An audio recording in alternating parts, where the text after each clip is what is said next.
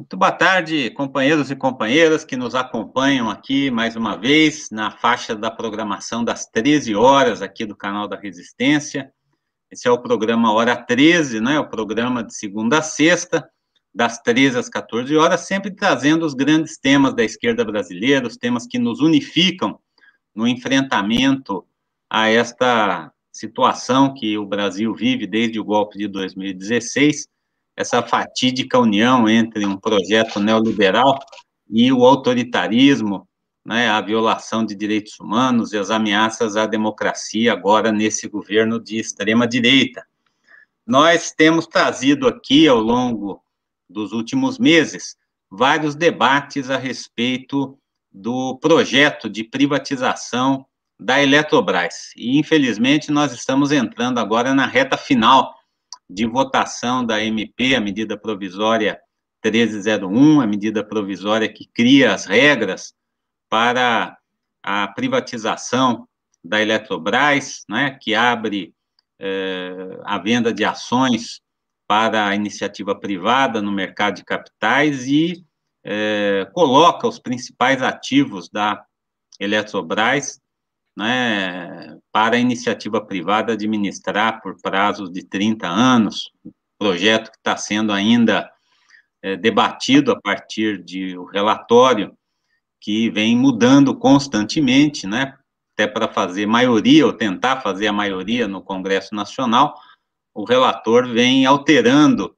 partes do projeto da MP original e, fruto da luta dos eletricitárias do país, do movimento sindical, dos movimentos populares, movimentos de usuários da energia elétrica no país inteiro se mobilizando contra esse golpe na privatização da Eletrobras. Nós vamos tratar desse assunto hoje, né? Pela manhã, nós já tivemos uma reunião muito importante com os movimentos sociais, dialogando com as lideranças parlamentares das várias frentes que se constituíram no Congresso Nacional em defesa do sistema Eletrobras, das empresas, né, que o compõem nacionalmente, e nós vamos estar dialogando, então, aqui com alguns desses companheiros e dessas companheiras que estão no comando dessa mobilização. Já estão conosco aqui na sala do canal da Resistência, né, dois companheiros, um companheiro e uma companheira do Comando Nacional dos Eletricitários, né, que vem organizando a resistência dos trabalhadores e das trabalhadoras das empresas do sistema Eletrobras, junto uma sólida unidade com o conjunto da classe trabalhadora e com os principais movimentos sociais brasileiros que se uniram nessa jornada. Então, vou começar aqui, né, pelo Nailor. Tudo bem, Nailor? Você já esteve conosco aqui em outras oportunidades, né? Para nós é uma alegria recebê-lo, ainda que o momento seja de muita tensão, né? Porque decisões que serão tomadas no Congresso Nacional essa semana vão ter grandes repercussões para a nossa luta, seja em caso de vitória, seja em caso de derrota, nós vamos ter aí grandes modificações no patamar da luta política nas estatais do Brasil, diante das ameaças do Guedes e do Bolsonaro. Eu queria que você pudesse fazer a sua exposição inicial, né, Lô, falando um pouco do que significa, né, a MP 1031, o que ela representa de ameaça ao sistema elétrico brasileiro, e como é que os trabalhadores e trabalhadoras estão vendo esse cenário, né, de disputa que se abrirá daqui a pouquinho no plenário, né, onde, com certeza, vocês estarão daqui a pouco, né, influenciando e discutindo com os parlamentares a necessidade de manutenção da Eletrobras pública. Com você, Nailor, uma boa tarde aí, obrigado por ter vindo, né, essa maratona hoje, com certeza, está sendo bastante desgastante, né, mas é a hora H, né, que está chegando da nossa luta. Boa tarde, Renato. Boa tarde, os internautas do canal Resistentes. Cumprimentar também o companheiro Gilberto Servint, a companheira Fabíola Tesano. Nós acabamos de finalizar uma plenária de mobilização contra a privatização da Eletrobras em decorrência de todas esse projeto colocado aí pelo governo genocida do Bolsonaro, né? Trazendo uma pauta muito ruim para os trabalhadores, quando a pauta para a classe trabalhadora, para a população em geral, quando a pauta deveria ser por emprego, vacina, alimentos, essa seria a pauta.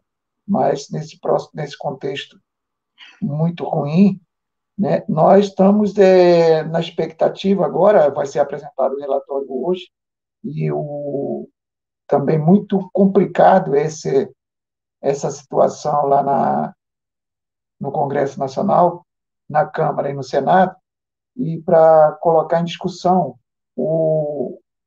a MP 1031, que diz que é de capitalização da Eletrobras, mas na prática é a privatização. Assim como eles dizem que os Correios, pedem os Correios, de privatização dos Correios, é modernização dos Correios, mas na prática é a privatização dos Correios. O Renato, difícil nesse momento, né? Nós estamos nessa luta desde quando foi dado o golpe, já foram projetos de lei, MPs, no projeto, no governo Temer, depois passou nesse governo, já tem um projeto, também um projeto de lei, e agora chegou a MP, para ter celeridade na privatização da entrega desse patrimônio do povo brasileiro ao capital financeiro, e capital financeiro especulativo. O processo que está colocado nessa MP, o que ele traz um aumento da conta de energia, ele traz a desindustrialização, tá, no país, ele traz uma onda, a possibilidade de muitos apagões, o que ocorreu no Amapá é consequência da privatização, né? A privatização da água, porque se você está privatizando os reservatórios, está privatizando a Eletrobras, você está privatizando os reservatórios. E também o meio ambiente. Aliás, o meio ambiente foi um ponto forte agora, semana passada, que passaram o trator em cima de uma lei que mantinha ainda muito importante o meio ambiente sendo preservado. Mas, no contexto geral, o que está sendo feito é a destruição da soberania nacional. A soberania nacional abarca todas essas lutas, abarca todas essas situações. Se nós não está destruindo a soberania nacional, você está destruindo a soberania energética, a segurança energética de um país importante, né? Então, esse é um processo que está colocado, esse é o projeto que está colocado, né? Num contexto de pandemia, num contexto aí com mais de 430 mortes por conta, 1.000 mortes por conta dessa pandemia da Covid, o governo apresenta, nesse momento, uma pauta incluindo as privatizações, destruindo o Estado Nacional e colocando em pauta a privatização das empresas estatais, né? Então, é isso, Renato. Um momento muito complicado, né? Coloca esse projeto sem debates, sem transparência, um setor estratégico, porque aí é água, bacias hidrográficas. Portanto, se você privatiza a geração de energia elétrica, que também não é só os reservatórios não são para geração de energia elétrica. Você tem também para produção de alimentos através de irrigação, que o Brasil é um dos maiores países produtores de alimentos por irrigação. Você tem a situação da desidrentação animais, você tem o uso da água para o consumo da população e a transformação em energia.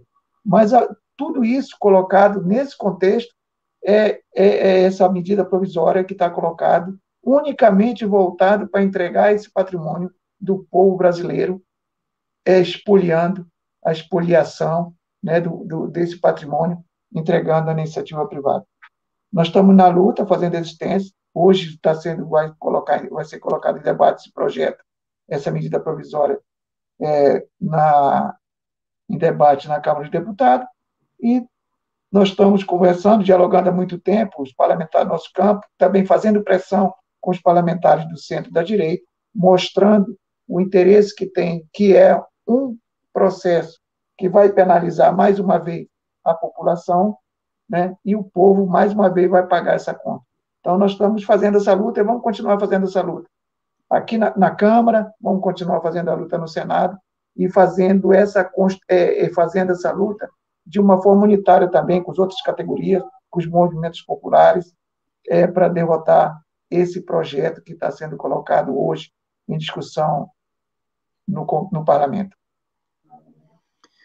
Beleza, essa é uma luta realmente que extrapola muito, né, a defesa dos interesses específicos, né, dos trabalhadores e trabalhadoras da Eletrobras, ainda que sejam eles os principais protagonistas, pelo conhecimento que tem, né, do que essa empresa representa, né, do que esse sistema todo representa para o país, para um projeto de desenvolvimento, né. Nós vivemos momentos muito importantes, né, em que a soberania energética foi tema de políticas públicas fundamentais para o nosso povo, né, e agora estamos vendo, né, um processo de desmonte gradual que se associa, como sempre em outros programas de privatização, a um discurso que busca atrair os incautos da opinião pública, né, o pessoal que não acompanha, que não sabe o que está acontecendo e que é convencido, muitas vezes, por argumentos absolutamente irrelevantes, né, por preconceitos contra as estatais, contra os trabalhadores e trabalhadoras das estatais. Por isso é muito importante, né, o que você mencionou, né, Lourdes, da participação de outros movimentos sociais nessa luta, né, e eu queria puxar o Gilberto Servinski para a conversa agora, ele que é dirigente nacional do MAB, o Movimento Atingidos por Barragem, e o MAB já há muitos anos colocou esse tema da energia e das águas como um tema central da sua atuação, né. Aqui mesmo no canal da Resistência, a gente já conversou outro dia com o Jocely, né, lá do MAB de Minas Gerais, que falava de como o povo de Minas pagou muito caro, né, em vidas humanas, em destruição ambiental, pela privatização da Vale do Rio Doce, né, pelas ameaças constantes de sucessivos governos mineiros, a CEMIG. Então, um plebiscito popular foi levantado já, muito significativo em Minas Gerais, né, com forte participação também do MAB na sua organização. Ô, Gilberto, como é que você poderia definir, né, esse interesse da sociedade, do povo, né, daqueles e daquelas que falam, que fazem, né, das águas e do meio ambiente, da terra, os elementos centrais da sua vida, da sua produção? Por que está em jogo, né, o que é que está em jogo hoje para você nesse processo de privatização que o governo Bolsonaro quer fazer aí com a Eletrobras? Boa tarde, Renato, Neylor, a Fabiola que estava conectada aí, né? Ela só desligou um pouco a câmera porque ela está com pouca internet, né? Mas ela está aqui já, daqui a pouco ela vai falar também. Tá bem. A gente tem lutado junto aí com os trabalhadores e trabalhadoras eletricitários, nós do MAB, mas não só nós, né? Junto com os petroleiros, com várias outras categorias e movimentos populares do campo e da cidade. Essa é uma luta que não é só dos eletricitários, a luta contra a privatização da Eletrobras. Essa é uma luta que interessa e deve se envolver todo o povo brasileiro. Por isso que nós dizemos que essa é uma luta de muitas mãos. Então, por que ela interessa e é uma luta de todos? Porque, no nosso entendimento, primeiro que a Eletrobras é um patrimônio muito grande. E ela é proprietária de 125 usinas, né, através de suas filiais, Furnas, Eletronorte, Eletrosul, Chesf e várias outras. Ela tem, sob a sua propriedade, 125 usinas, É quase 30% da capacidade de geração do país, não é pouca coisa. E ela é proprietária de 50% das linhas de transmissão do nosso país. 70 mil quilômetros de linhas de transmissão, para o pessoal ter uma noção, quem não é da área, é mais ou menos 4 vezes até o Japão, em linhas de transmissão, para transportar a eletricidade até as casas, até os pontos de produção das indústrias, em todos os lugares. Então é muita coisa. E tem 366 subestações. Mas em quantidade, talvez isso não represente. O fato é que essas usinas, essas linhas de transmissão, Renato, tudo isso pertence ao povo. Isso não é nem do governo. Isso pertence àqueles que pagam regularmente, mensalmente, a conta de luz. Por quê? Vou dar um exemplo.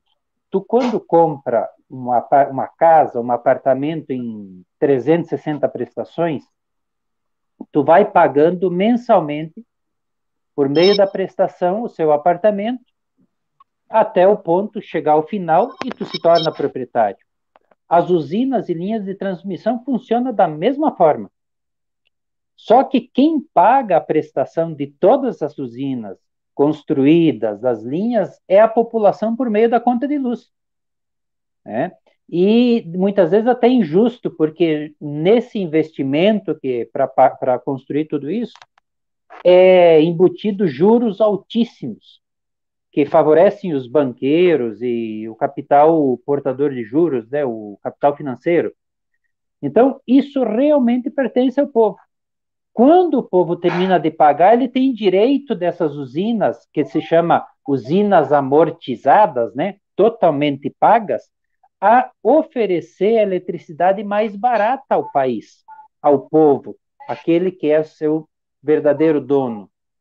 Então, por isso que a Eletrobras, em nosso país, ela vende a energia mais barata de todas as empresas de energia elétrica do nosso país. O Nailor pode dizer. Nós aprendemos com os eletricitários, mas os dados também estão ali nas próprias empresas e nos estudos da Agência Nacional de Energia Elétrica, que a Eletrobras tem grande parte das suas usinas, 80% é hidrelétricas, quase 50 hidrelétricas em sua propriedade. Ela vende energia a R$ 65,00 por 1.000 quilowatts. Uma família consome lá 200 quilowatts, 150 quilowatts em média por mês. Então, ela entrega a energia das suas usinas a R$ 65,00. Enquanto que aquelas usinas privatizadas vendem em média a R$ 250,00.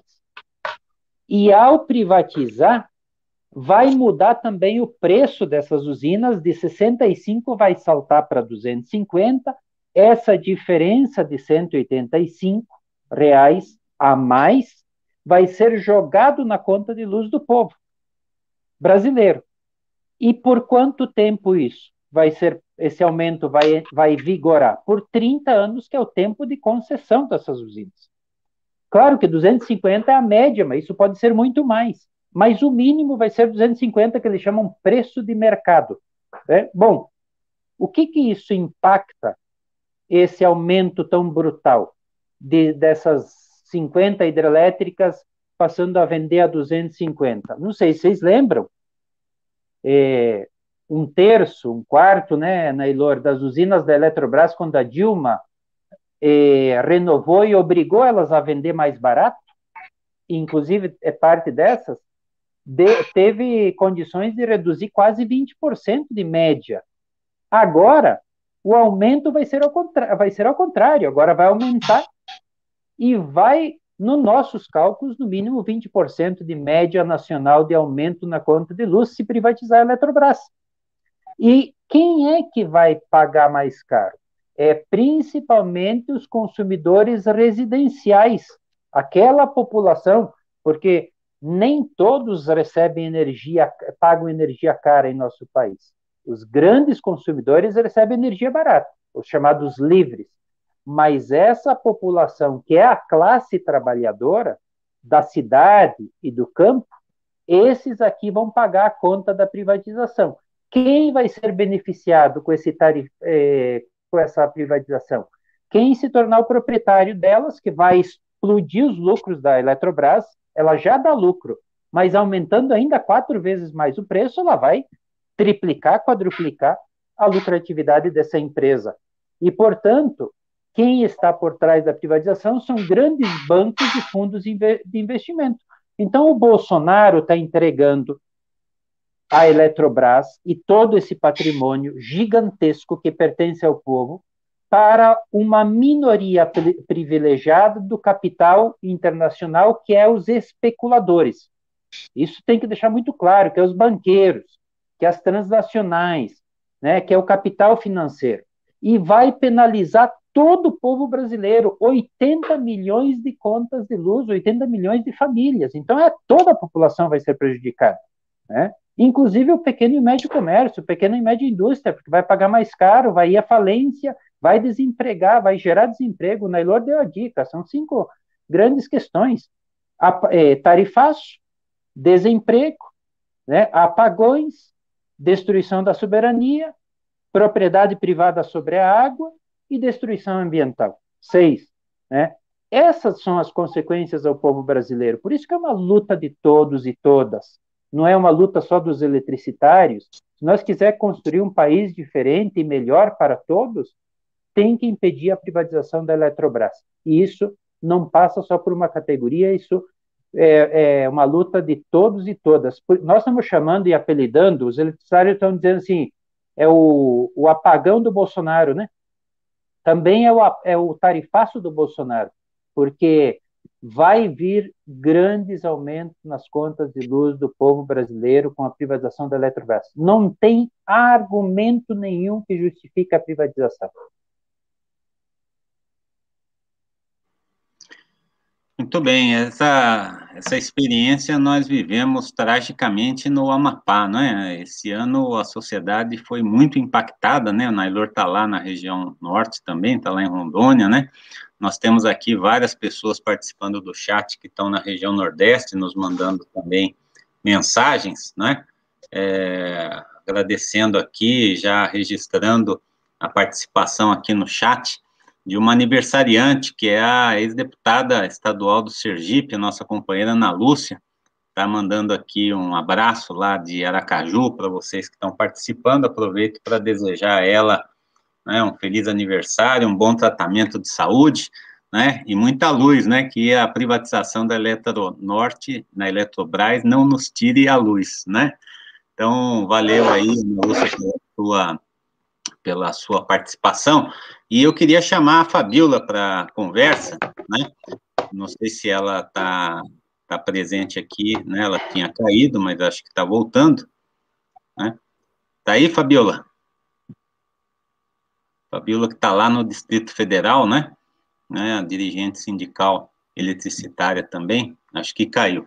Mas, falando então do Amapá e da região norte, do papel da Eletronorte, né, o Gilberto falou sobre a extensão, né, das linhas de transmissão que integram nacionalmente, né, o nosso sistema elétrico brasileiro, né. Ah, Fabíola está aqui, então antes de falar do Amapá e da região norte, vamos puxar ela tem que entrar, ela está no backstage, né? Espera aí que o Eduardo já vai te pôr para dentro aqui. Estamos com um probleminha técnico aqui para a entrada da Fabíola. Deixa eu só colocar aqui para o Eduardo.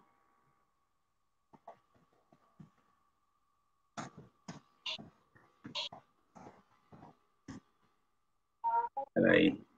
Mas enquanto ela não entra, vamos retomar aqui essa discussão, né, Edor, né? Nós estamos falando aí, o Gilberto está falando dessa integração nacional que as linhas de transmissão do sistema Eletrobras cobrem, né? Para a região amazônica em particular, como é que você vê isso, né? Foi muito chocante, o Brasil inteiro ficou sintonizado, né? No começo foi difícil de pegar, né? Porque as notícias do Amapá não chegavam, as pessoas não tinham conhecimento do que de fato estava acontecendo, Mas o papel do sistema elétrico na integração da Amazônia é algo muito importante, né? O que você poderia nos dizer um pouco, particularmente aí, sobre a discussão que vocês vêm fazendo com a região amazônica sobre a importância da manutenção da Eletrobras pública? A manutenção da Eletrobras pública, principalmente para a Amazônia, Renato, não só para a Amazônia, mas para alguns estados do Nordeste, né, nas regiões mais pobres do Nordeste, é vital para nós. Essa luta é muito importante, mais importante do que você ter uma outra situação, colocando, por exemplo, um adoscado processo de que nesse projeto do governo você vai ter aí a redução da tarifa de energia elétrica na Amazônia, no Norte, por 10 anos, né? Então, muito complicado isso. Na Amazônia, tem, por exemplo, tem um estado da Amazônia, no Norte, que não está interligado ao Sistema Nacional, que é Roraima. O estado de Roraima não está interligado ao Sistema Nacional. Ele tem a geração térmica na capital, em Boa Vista, e térmica no estado todo, nos municípios. E recebe energia. Aí tinha um contrato com o Guri, que vinha da Venezuela, que trazia energia para a capital, Boa Vista. Então, é um processo que você tem a Amazônia toda, a maioria dos municípios ainda, a capital, através de Tucuruí, pelo lado direito do rio Amazonas, ele foi interligado ao Sistema Nacional, a capital do Amazonas, Manaus, Amapá, né? E com a energia de Tucuruí. Mas os demais municípios, a maioria dos municípios é atendido ainda por térmica, por combustível fóssil, combustível, né? E é um gerador aqui, outro no outro município, com um preço elevado de energia, porque o custo da energia da geração térmica é muito alto. Mas é isso que está nesse projeto também, inclusive aí tem o governo, passei até conversado por WhatsApp com o serviço, que o governo na quinta-feira criou uma sala lá, um comitê para monitorar esse risco correndo, né? Que não está chovendo nos reservatórios. E aí eu estava colocando para o serviço o seguinte: isso aqui é para eles despacharem a energia mais cara. Isso é uma política, é uma estratégia do governo. Eles vão despachar os 11 ou 12 mil megawatts que tem de térmica para poder oferir um lucro muito maior. Porque esse despacho é também uma outra situação. Esse despacho ocorreu também num apagão lá no início de 2000, aquele apagão que ocorreu. Então, voltando para a Amazônia, que você tem uma região muito, muito extensa, você, para levar energia elétrica, só se for pelo Estado Nacional, só se for levar pela uma questão social desse setor para atender a população mais isolada. Porque para ter lucro você não vai ter. Então, nesse momento, além do preço, o que está sendo colocado para a população da Amazônia é a exclusão de energia elétrica. Isso é muito claro. O que ocorreu no Amapá foi o mais longo período sem energia elétrica de um apagão no setor elétrico nacional. Porque foram 22 dias sem energia elétrica. E aí, qual a solução encontrada para o governo? Responsabilidade de quem? De uma empresa privada que, num determinado momento, essa empresa, uma empresa espanhola, repassou para um fundo especulativo financeiro, né? E quando foram atrás verificar quem era dono da linha, daquele ativo, ninguém sabia quem era. Passou mais de uma semana para saber quem era o dono da responsabilidade, porque logo no início a responsabilidade foi colocada sobre a Eletrobras, sobre a Eletronorte, que tem a subsidiária que tem que tem energia elétrica que mantém geoeletricamente na Amazônia legal, que ainda tem mais o Estado do Norte, o Maranhão e o Mato Grosso, que geoeletricamente está com a gestão da Eletronorte. E aí não sabia quem era o dono, porque então pensou que era empresa espanhola. Depois foi descobrir que ela tinha repassado para um fundo financeiro especulativo, e aí aconteceu tudo aquilo.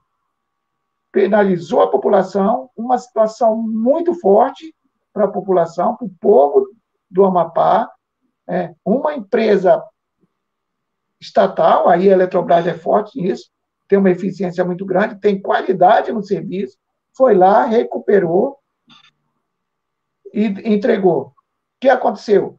Tem uma multa, foi estabelecida uma multa pela ANEEL à empresa, uma multa só para dizer que foi multada, porque foi uma multa para dizer, olha, multamos a agência, a empresa lá. E o que vai acontecer? Nós vamos pagar esse prejuízo, a população brasileira, o povo brasileiro vai pagar esse prejuízo causado pela essa empresa privada, porque vai estar na conta de luz, porque foi autorizado para equacionar aquela situação, para resolver, para ter energia no Amapá, a retomada da energia, foi autorizado contratar a energia térmica das mais caras que tem. E aí isso vai impactar na tarifa, por 5 anos, para fazer isso. Entendeu? Quem está pagando isso? Esse prejuízo causado pela minha empresa privada. É essa a eficiência da empresa privada? É essa a melhor gestão que tem de uma empresa privada? É esse o resultado. E no Amapá foi um apagão, mas já tinha acontecido em Anápolis também, por conta da empresa privada, tinha acontecido no sistema de Furnas, aí no Sudeste, e quem foi repor isso? Quem foi repor restabelecer o sistema? Os trabalhadores de empresas estatais. Porque tem qualificado para isso. Então, é tudo isso, Renato, muito ruim. Tem alguns companheiros que falam que o custo da Amazônia, a energia na Amazônia tem maiores hidrelétricas, a maior geração de energia hidráulica fica na Amazônia. Né? Tucuruí, as empresas aqui do Complexo do Rio Madeira, né? no Belo Monte, está tudo na Amazônia. Então, a Amazônia é penalizado, além do custo ambiental que tem, desses empreendimentos, né? Do custo ambiental, tem o custo da energia elétrica, que se permanecer, se não for barrado isso, por nós, classe trabalhadora, nessa luta unificada, nessa luta para derrotar esse projeto, o povo da Amazônia, a população da Amazônia não vai ter acesso, tanto pelo preço, como acesso à energia elétrica. É perverso isso. Não tem nenhum projeto do Estado Nacional para resolver essa situação. Tem um projeto, sim, para entregar o patrimônio do povo ao capital financeiro especulativo. E essa é a lógica do governo Bolsonaro, né? O governo Bolsonaro é essa trágica mistura, né, dos setores do capital comandados aí pelo capital financeiro, que se uniram para derrubar a presidenta Dilma e abrir essa caixa de Pandora, né, de todos os males que a gente tem visto ao longo dos últimos 5 anos, né? E, infelizmente, o Congresso Nacional não tem sido uma barreira suficiente, né, para impedir que o clamor dos movimentos sociais fosse bem sucedido em várias das reformas que foram feitas, impostas por esse governo.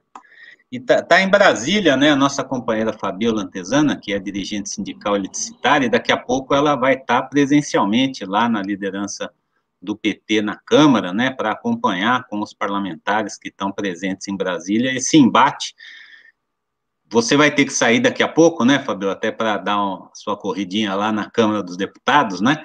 Eu queria que você fizesse uma avaliação, então, aí de Brasília, né, do estágio que nós estamos na nossa luta, suas expectativas para essa votação, né, e de que forma você tem sentido o trabalho junto aos parlamentares, o trabalho dessas frentes que se reuniram hoje pela manhã na resistência a essa MP que será votada aí no Congresso Nacional essa semana.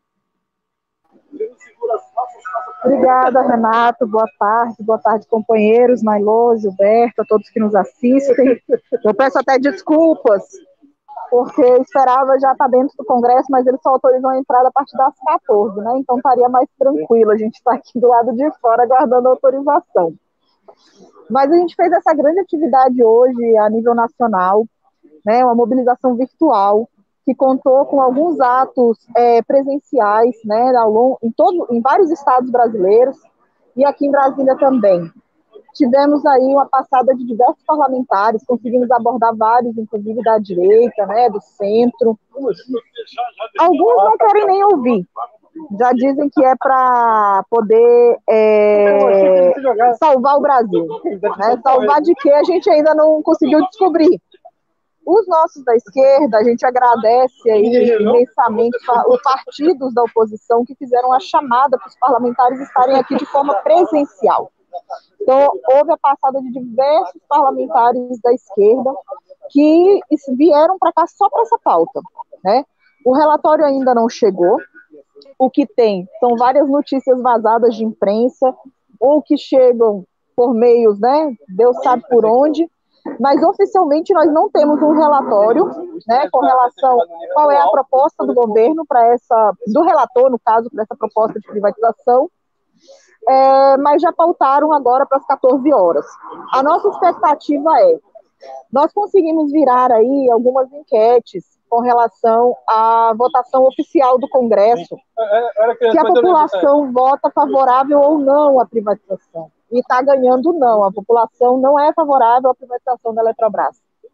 Estamos aí já desde antes das 11, a gente já está entre os assuntos mais pautados do momento no Twitter, fazendo uma grande pressão social também virtual, né? E conseguimos dialogar com algumas figuras interessantes aqui na porta do Congresso sobre a necessidade de um debate, minimamente, deles saberem o que está por trás da privatização da Eletrobras. Nailô e Gilberto já colocaram muito bem a questão do aumento da tarifa de energia, né?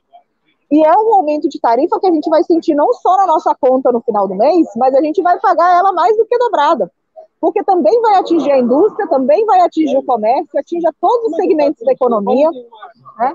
E com isso a gente vai pagar uma conta, assim, astronômica. E o governo diz que tem estudos no qual não haverá aumento da tarifa, mas não apresenta esses estudos. E o próprio relator diz, não, olha, o fundo que está sendo criado é para poder subsidiar a tarifa de energia. Se estão subsidiando alguma coisa, é porque está aumentando. E o fundo é um recurso finito, ele vai terminar. Mais cedo ou mais tarde ele vai terminar. E essas concessões, como o Gilberto bem apresentou os valores, né, da venda da energia da Eletrobras, que hoje vende a energia mais barata do Brasil, vai impactar o nosso bolso e uma hora ela vai chegar. Se ela não chegar nos próximos 2 anos, ela vai chegar daqui a 5, daqui a 10 e de forma acumulada. Acho que essa que é a questão. É um projeto extremamente nocivo ao desenvolvimento do país, para a população brasileira, que atende apenas ao interesse de alguns acionistas do mercado financeiro. Isso, inclusive, é objeto de denúncia nossa, né, Nailô, junto ao TCU, Ministério Público, CVM, que eles investiguem quem tem interesse nessa privatização, porque nesse modelo não se beneficia a indústria, não se beneficia o comércio, não se beneficia o consumidor cativo, não se beneficia o povo brasileiro como um todo, né?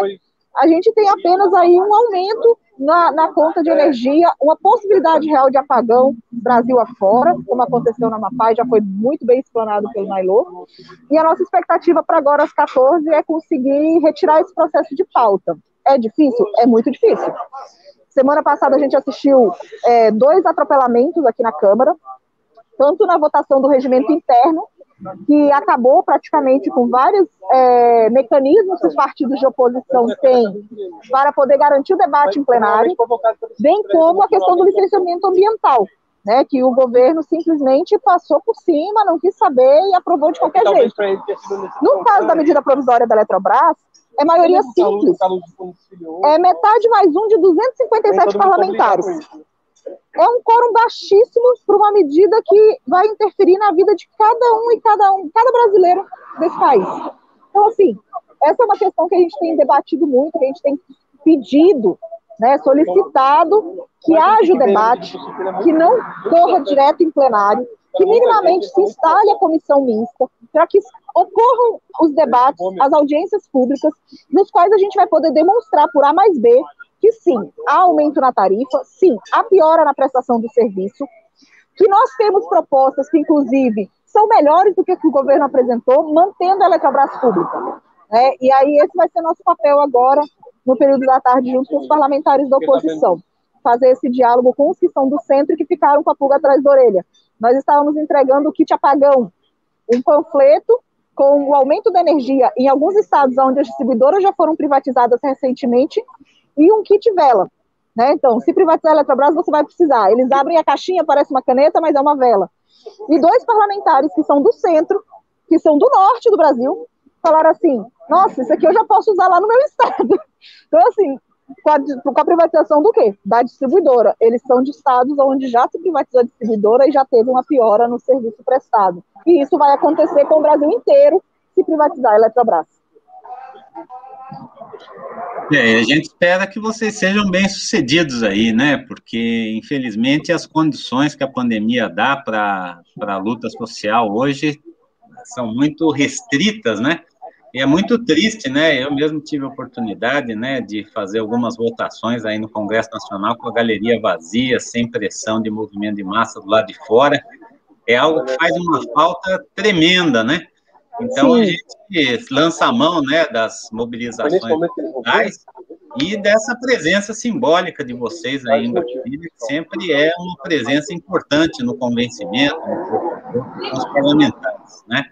E a Fabiola trouxe uma questão, Gilberto, que está na nota também que vocês divulgaram hoje da Plataforma Operária Camponesa, né, em defesa da água, da energia, que é uma experiência muito rica de organização popular, já de vários anos, né, em que o movimento sindical, o movimento popular, vem discutindo um projeto nacional e o papel da água e da energia dentro desse projeto nacional. E aqui, só alguns dados, nós já compartilhamos essa nota aqui no canal da Resistência, você que está nos acompanhando pode pegar aí pelo chat, né, e logo mais vai estar subindo também aí no nosso site, né. Vender Eletrobras significará a privatização de 125 usinas de geração, 80% delas de base hidráulica, 71 mil quilômetros de linha de transmissão, 360 estações de energia elétrica, um patrimônio de 400 bi, em que o governo espera arrecadar 61 bi, ou seja, nós estamos abrindo mão de um patrimônio nacional de 400 bilhões de reais para o governo fazer caixa e recolher, para tapar os buracos da sua política, 61 a 100 bi, né? O Guedes tem falado aí que vai chegar em 100 bilhões, né? Supondo que todas as melhores expectativas do Pinóquio da economia sejam atingidas, nós ainda vamos estar com 1/4, né, daquilo que a Eletrobras representa sendo arrecadado, né, na venda de ações patrocinada aí pelo governo federal. A plataforma Operária Camponesa, Gilberto, tem um projeto para a Eletrobras. Por que a manutenção da Eletrobras pública, ela se conecta com o que exatamente na visão de vocês? Por que ela é um instrumento a ser preservado? Oi, Fabiola. Renato, tá tudo errado na política energética nacional do que está acontecendo dentro desse governo com características neofascistas, que é o governo de Bolsonaro. Está errado porque a questão da energia, muitas vezes, muitas das questões que está acontecendo, nós chamamos isso de que ele está oculto na sociedade. A população não sabe o que de fato está acontecendo, né? E os argumentos que vêm do próprio governo são argumentos falaciosos, são falsos, eles não se sustentam em confrontação no debate. Por quê? Porque eles são mentirosos do ponto de vista da veracidade disso, né? O pessoal diz que a Eletrobras, né, é para o que eles estão precisando privatizar a Eletrobras para não entrar em colapso o sistema. Veja, é ali que vai entrar em colapso o sistema elétrico nacional. E eu vou dar 2 argumentos da importância que tem a questão da energia. A energia tem um grande alcance popular. Veja, a eletricidade chega no povo por meio da conta de luz. No Brasil se custa barato produzir eletricidade, mas custa caro para quem consome, né? E por que custa caro? Porque foi privatizado a grande parte da eletricidade do nosso país. E tanto que transformou a eletricidade do nosso país numa das mais altas do mundo, né? E quanto mais tu privatizar, mais cara ela vai ficar, né? Então, quem é a vítima nesse caso é a população que tem a conta de luz em casa, tá? A outra questão, ela tem uma relação direta com a questão de geração de empregos. Nós chamamos de a relação da eletricidade com a política de industrialização. E todo mundo sabe, sente e está percebendo que nesse momento histórico, que já vinha de uma crise, a economia já vinha de uma crise desde 2008, né? Mas que agora, depois do golpe, essa crise se intensificou, né? Nós já temos mais de 20%, se contabilizar a população desempregada e mais os que já saíram fora da procura por trabalho, e mais os que têm trabalho insuficiente, é mais de 20% a taxa de desemprego no nosso país. E tu aumentar a conta de luz significa aumentar o custo das empresas, e aumentar o custo significa acelerar a falência. Então, em vez de recuperar a economia, acelera e aumenta a crise da economia, gerando maior desemprego em massa. Mas por que o governo Bolsonaro está fazendo isso? Uma medida para piorar a economia. Porque ele não tem política e projeto de país, ele não tem política e projeto de desenvolvimento e de recuperação da nossa indústria, e ele está a serviço dessa casta, né, que saqueia, que pilha e que assalta o nosso país. É uma selvageria. Então, a Eletrobras, ela tem um papel, ela não pode ser privatizada, por quê?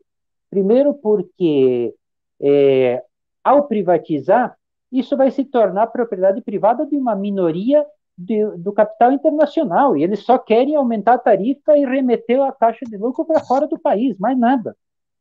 Agora, a Eletrobras pública, né, sob controle estatal, ela tem um papel de incidir no desenvolvimento do nosso país, inclusive nas políticas de recuperação da economia, né? Então, é fundamental não só impedir a privatização, mas reestatizar e melhorar seu caráter público, né?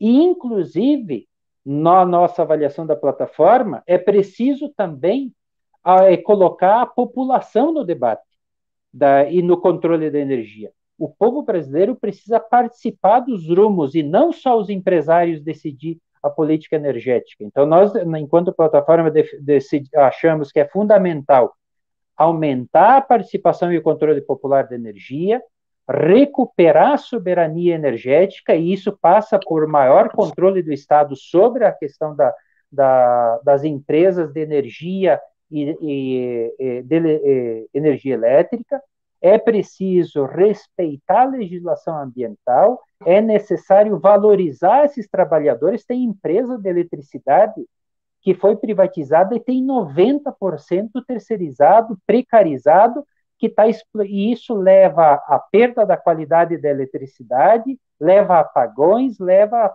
a piora no serviço de atendimento. Bom, isso é por quê? Porque tem um processo de desvalorização dos trabalhadores e das trabalhadoras. Então, precisa retomar a política de valorização dos trabalhadores para melhorar a qualidade do fornecimento de energia elétrica.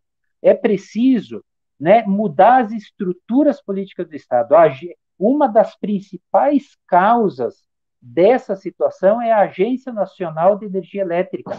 Lá, essa agência que deveria regular, ela está tomada pelas empresas privadas, pelas empresas do capital internacional. Então, a plataforma defende que precisa de mudanças estruturais nessas estruturas, porque são antro a serviço do capital internacional. Portanto, isso que está acontecendo na política energética nacional é preciso mudar.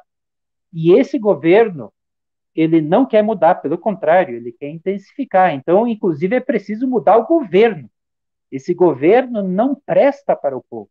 Ele é um governo antipopular, antinacional, de anti-emprego, de desindustrialização, vai causar apagão e vai causar tarifaço na conta de luz. Por isso que nós, enquanto plataforma, nós amadurecemos que precisa mudar a política energética e mudar esse governo desse país para nós mudar os rumos. E, de imediato, impedir a privatização da Eletrobras para manter ela estatal e melhorar ela para colocar a serviço do povo e não a serviço dos banqueiros.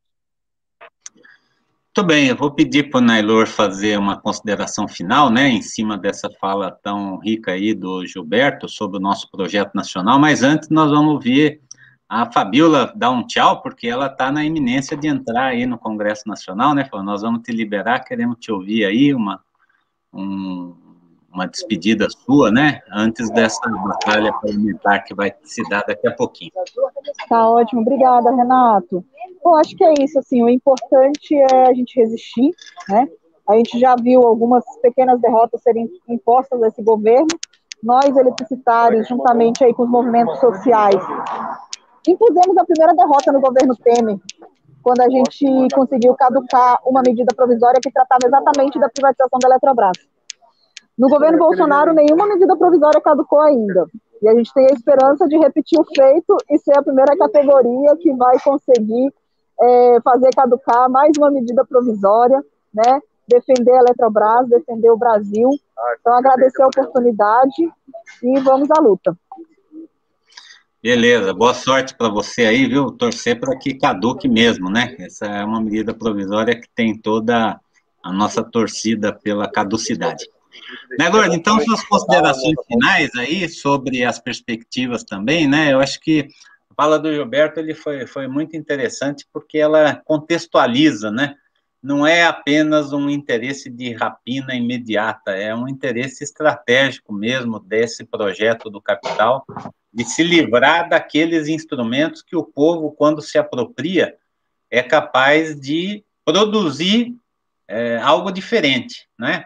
E esse é um governo, como o próprio Bolsonaro disse há um ano atrás em Nova York, no seu encontro ali em Washington com os capitalistas norte-americanos, ele vai se dar por satisfeito se ele destruir aquilo que os outros fizeram, para que depois alguém possa construir algo novo. Então, não há dúvida que é um governo de destruição nacional e das perspectivas que o povo organizado pode ter, né, numa recuperação do Estado brasileiro ou de parcelas importantes do Estado brasileiro num projeto nacional alternativo. Obrigado aí pela sua participação, Naylor, você com a palavra. Renato, o projeto do governo é de desnacionalização, né? Aí tem não só aqui das empresas estatais, você vê a PEC 32, o Estado Nacional vai ser subsidiário da empresa privada. Está em discussão lá na Câmara dos Deputados. E com celeridade. Ontem nós estávamos discutindo lá na liderança. do Partido dos Trabalhadores, e o Rogério Correia, que tem um núcleo de trabalho lá, estava com as categorias, nós estávamos conversando, e está numa celeridade muito forte. Esse projeto, essa PEC 32, torna o Estado Nacional subsidiário da empresa privada. Agora, o projeto no setor energético, aí nós temos petróleo e energia. Por exemplo, no petróleo, conteúdo nacional, que tinha aí uma célere produção, levou nos governos populares, você criou vários empregos, muitos empregos, milhares de empregos no setor, e a partir do golpe, hoje, se não me falha a memória, não sei onde tem estaleiro mais para fazer as plataformas, não, no Brasil. Então, está sendo trazida agora do exterior. No setor elétrico, nós temos, como luta imediata, impedir a privatização da Eletrobras. Luta imediata, impedir a privatização.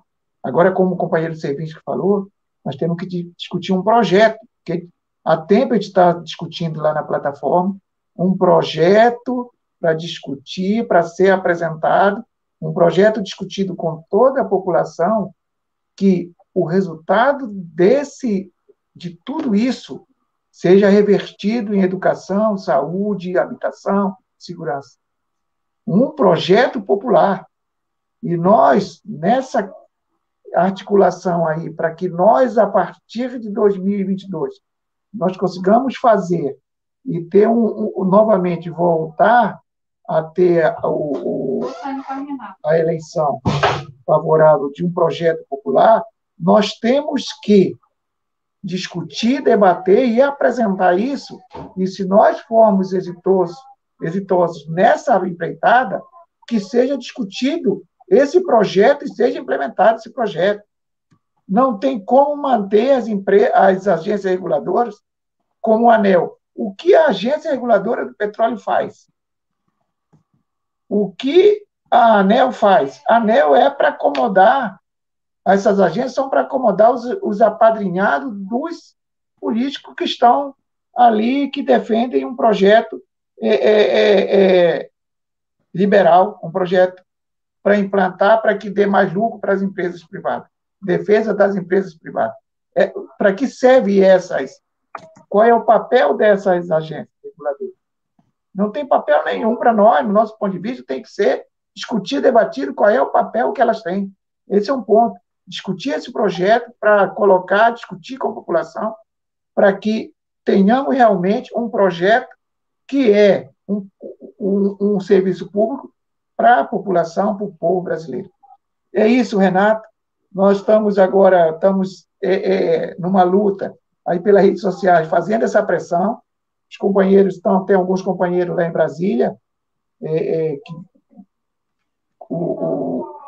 vão acessar lá a Câmara dos Deputados para tentar fazer uma luta presencial, ali 5, 6 companheiros, para tentar com que, no primeiro momento, que não seja discutido, votado, ao apresentar o relatório, não seja votado de imediato, porque esse projeto, essa MP corre em rito sumário, ainda tem isso, e o Lira aprovou com tanta celeridade um regimento agora que você não pode mais nem fazer obstrução, né? Não pode fazer obstrução, colocou em urgência esse projeto na terça-feira passada, que é um PRC, na terça-feira passada colocou em votação para urgência, seguiu a urgência, no dia seguinte votaram com mais de 300 votos favoráveis, e agora a oposição não pode quase fazer nenhuma luta contra qualquer projeto que venha do executivo, desse projeto, desse governo neofascista, genocida, que está instalado aí no poder. Então, é isso.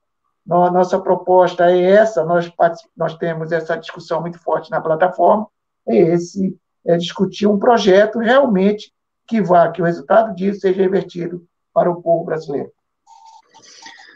É isso aí, né? E, Gilberto, o MAB, além da plataforma da Via Campesina, integra também, né, a campanha Fora Bolsonaro, né? Os principais movimentos sociais no país vêm levantando esse debate, né, com o qual tanto você como a Ana Lor trataram, né, a incompatibilidade desse governo atual com os interesses mais gerais do povo brasileiro. Cada dia que passa é um custo elevadíssimo, né? É um custo em vidas humanas, é um custo em emprego, é um custo em meio ambiente, né? São custos que se agregam uns aos outros e que tornam o governo Bolsonaro um inimigo, né, do povo brasileiro. Como é que você vê, né, essa luta em defesa da energia e a campanha Fora Bolsonaro, né? O que você poderia nos contar nas suas considerações finais e já dar um tchau também, que nós estamos indo para o encerramento aqui do nosso programa. Eu penso, e queria só registrar uma questão que nós deveria seguir também, colocar no debate, Renato, que o Nailor, na penúltima fala, ele falou, e até me lembrei, é importante nós. A privatização da Eletrobras abrirá as portas para dentro da Amazônia e privatização de áreas estratégicas da Amazônia, porque aí não terá mais empresas controladas pelo governo, são tudo empresas internacionais que vão acessar todos os cantos e locais da Amazônia. E isso é um processo muito perigoso e criminoso, né? A campanha Fora Bolsonaro, ela é certa, justa, e nós temos que intensificar. Por quê? Porque o Bolsonaro é essa selvageria aí. É um governo que nós temos dito que esse é um governo com características neofascistas. E se tu estudar o que é na história do passado o que foi o fascismo, ele usa e prioriza a violência contra o povo. Ele é o terror, né? Então, é um governo que aplica o terror contra o povo, contra a classe trabalhadora e de privilegiamento dos privilegiados. Então, essa é a principal característica, né?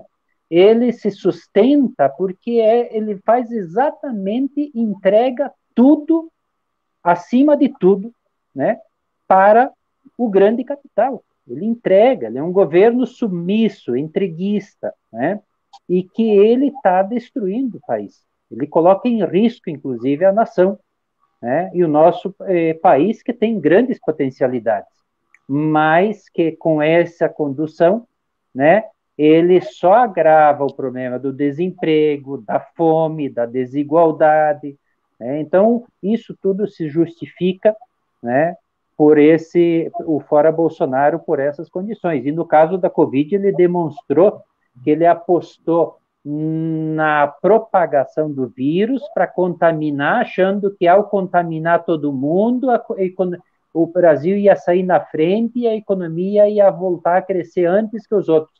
Só ele não contava que com a ciência pode se produzir vacina, e inclusive ele era contra a vacina, até hoje é contra, boicotou a vacina, ele boicotou as medidas de salvamento, por isso que o Brasil é um dos países que mais morreu gente, poderia ser evitado.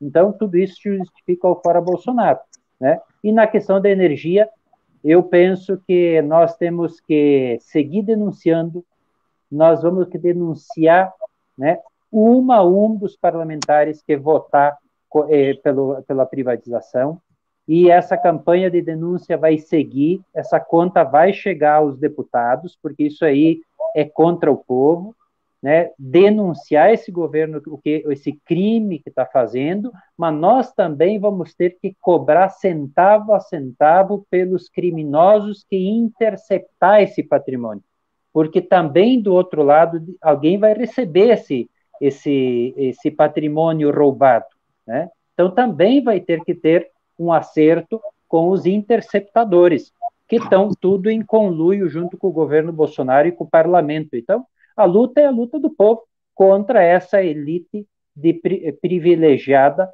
que domina hoje o nosso país.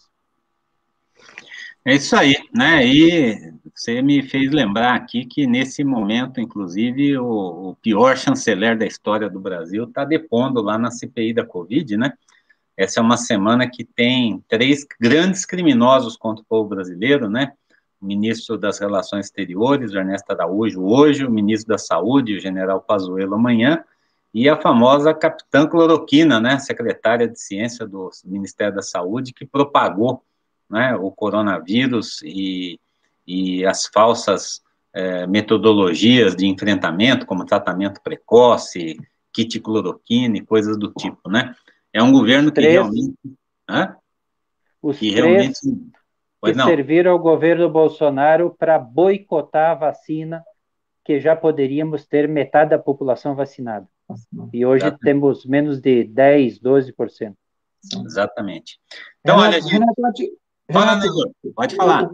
Antes de encerrar, é que o companheiro de serviço que fez, quando ele estava fechando na outra fala, ele falou respeitar a legislação ambiental. Essa legislação, isso que estão discutindo lá, ele está indo para o Senado, se for, aí o companheiro estava se referindo à legislação ambiental que existia. Ou que, se não for derrotada, que essa que vai ser mantida, que foi aprovada na Câmara e está indo para o Senado, acaba com o meio ambiente. Né? Porque a gente estava falando da legislação ambiental que está em vigor ainda, que está em vigência. Essa que foi discutida, debatida, que foi aprovada na Câmara e está indo para o Senado, se o Senado não derrotar isso, aí acaba com o meio ambiente todo no país. Com certeza. Nós estamos em contato aí com o senador Jacques Wagner, tem um convite para ele vir aqui no Hora 13 discutir isso, né? O nosso presidente da Comissão de Meio Ambiente do Senado, que agora é o espaço de debate, né? Desse imenso retrocesso que foi a votação da Câmara da semana passada. O Senado já fez o seu papel, né, revertendo posições dessas na Câmara no ano passado, o caso do Fundeb foi um. Nós precisamos agora muito do Senado para impedir essa destruição em massa, né, dos nossos biomas, que vai ser promovida aí pela legislação ambiental. Mas eu agradeço, então, a vocês, né, a gente vai agora ficar atento, né, aos debates lá na Câmara dos Deputados, né, a tramitação da MP 1031, esperando que ela, de fato, não entre em votação e possa, então, seguir para o debate público, e que a gente, então, nessa semana, né, aqui no Hora 13, nós vamos continuar debatendo esses temas.